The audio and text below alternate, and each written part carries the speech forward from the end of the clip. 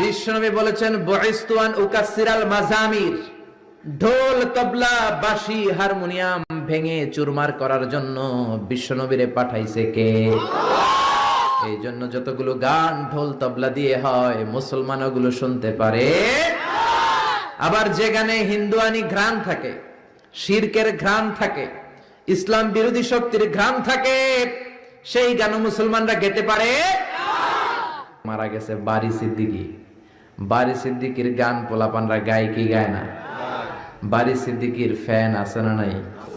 বুঝে শুনে গাইতে হবে, বুঝে শুনে শুনতে হবে। মুসলমান জোরে কোন ঠিক কিনা?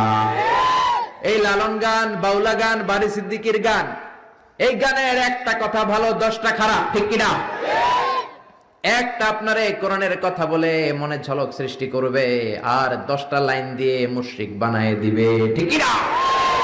এজন্য খবরদার, এগুলো শোনা যাবে না, এগুলো গাওয়া যাবে না। এগুলো হলো দ্বীন এলাহির new version. Akbar the great বলে সবাই, আসলে বেয়াদব ছিল এই লোকটা আকবর। ইসলাম, হিন্দু, শিখ, জৈন, এই 4টা ধর্ম নিয়ে নতুন একটা ধর্ম সে বানাইছে, দ্বীন এলাহি। কে তোকে পারমিশন দিয়েছে ধর্ম বানানোর? জোরে কোন ঠিক কিনা? এজন্য অন্যান্য কালচার যদি মিক্স থাকে, হিন্দুয়ানি যদি গন্ধ থাকে, শিরকের যদি কোনো অংশ থাকে, ওই গানগুলো মুসলমানরা গেতে পারবে? বারি সিদ্দিকের গানও শোনা যাবে?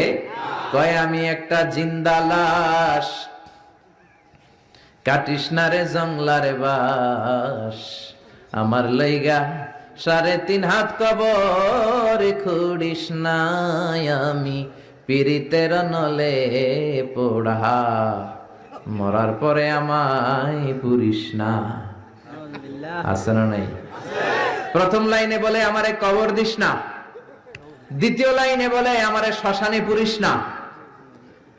এক মুসলমানের অন্তরের মধ্যে 2 ধর্ম থাকতে পারে? মুসলমানকে আগুনে জ্বালানো হয় না, মুসলমান মরার পরেও তার একটা সম্মান আছে না নাই? এই জন্য দেখেন বারি সিদ্দিকের গানের প্রথম লাইনে বলে আমারে কবর দিস না, জংলার বাঁশ কাটিস না, দ্বিতীয় লাইনে বলে আমারে আগুনে পুরিস না। তাহলে তুমি মুসলমান নাকি হিন্দু? ভেজাল আছে না নাই? আছে না নাই?